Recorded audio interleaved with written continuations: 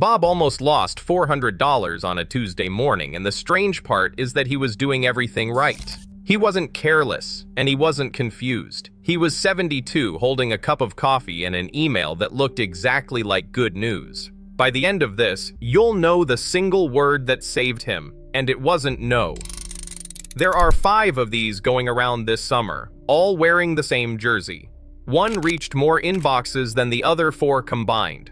One targets not your wallet, but your kindness. And the last one doesn't arrive as an email at all, it arrives as a friend. We'll count down to the one that fooled Bob. This summer, the World Cup is being played across the United States, Canada, and Mexico, and the final is July 19th at MetLife Stadium in New Jersey. For a few weeks, it's the biggest event on Earth, and wherever the whole world looks, a smaller crowd gathers at the edges, making a living from other people's excitement. This isn't new. The FBI's Internet Crime Complaint Center, the FTC, and AARP's Fraud Watch Network describe the same handful of schemes around every Olympics, every Super Bowl, every World Cup. So this isn't a video about being afraid, it's about recognizing 5 faces, calmly, once. So if one knocks this week, you already know who it is before you open the door. Number 5, the free stream. Number 5 is the free stream.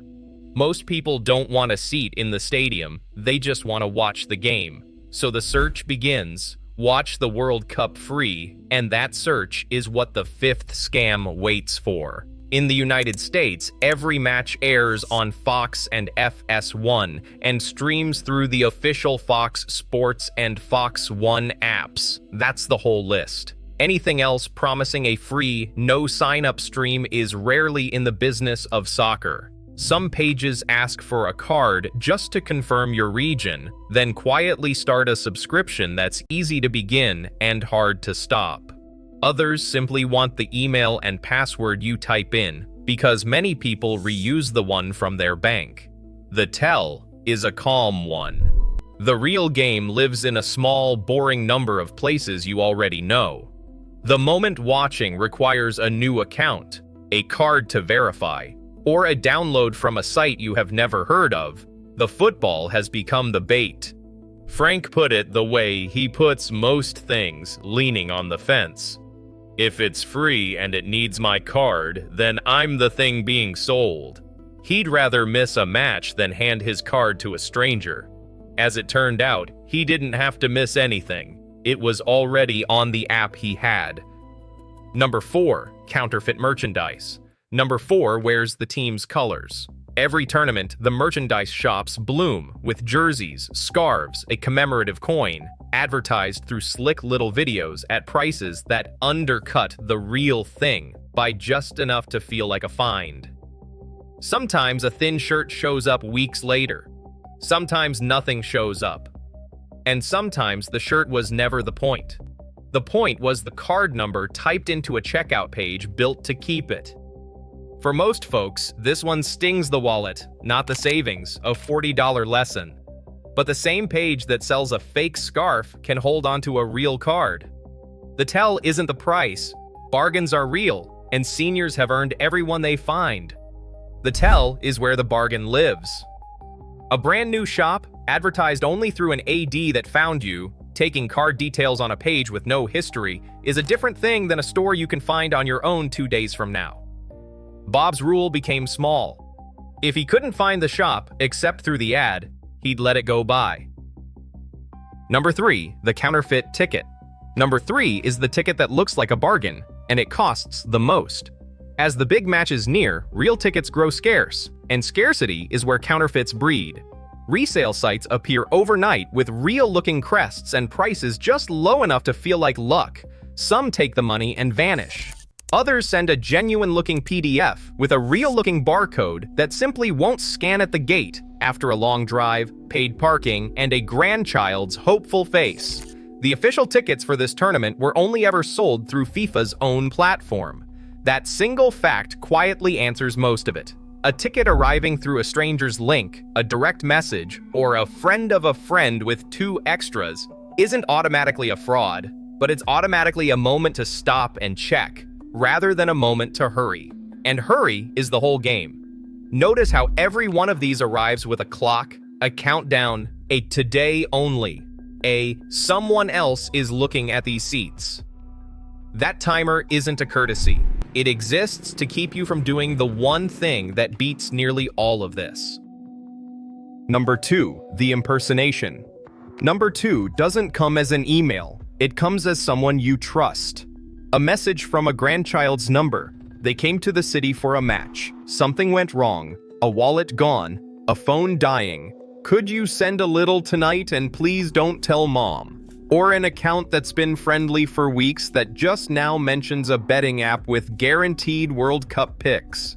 AARP's Fraud Watch Network has described both for years, and the tournament just gives them a fresh, believable reason to call.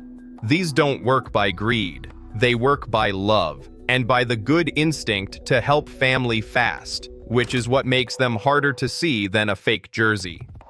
Frank got the stranded grandchild version. Here's what he did, and it's the whole lesson. He hung up and called his grandson back on the number already in his own phone. His grandson was home, controller in hand, entirely fine. The scam can't survive that one ordinary step, because it depends on you staying inside the first phone call. Leaving it to dial a number you already trust ends it every time.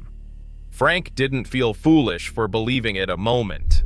A story good enough to fool a careful man for 30 seconds was simply well made, and catching it still counted as a win. Number 1, the price you never entered. Number 1, the one that reached Bob, and more inboxes than the rest combined, is the prize that no one entered. It always arrives as good news. Congratulations, your name was drawn for 2 tickets to the final, a trophy in the header, an official-looking crest, a countdown beside a bright claim now. For about 10 seconds, on a quiet Tuesday, Bob believed it. He's never been to a World Cup. The final is an hour from his daughter's place.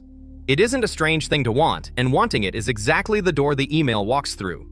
The button asked him to verify himself, a small payment for shipping, a card number to hold the prize, $400 of holds and fees for tickets that were never drawn. Here's what saved him, the word from the start. It wasn't no. Plenty of good news is real. The word was entered. He asked himself one plain question. Did I enter anything? He hadn't. You cannot win a drawing you never entered. The whole email collapsed on that single word. That's the key to all 5. Not fear and not treating every kindness as a trick.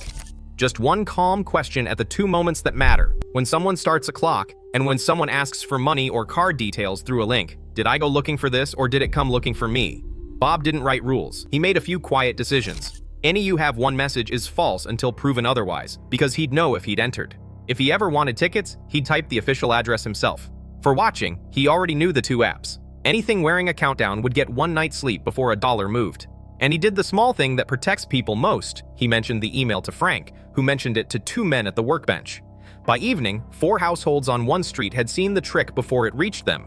These schemes need a person alone.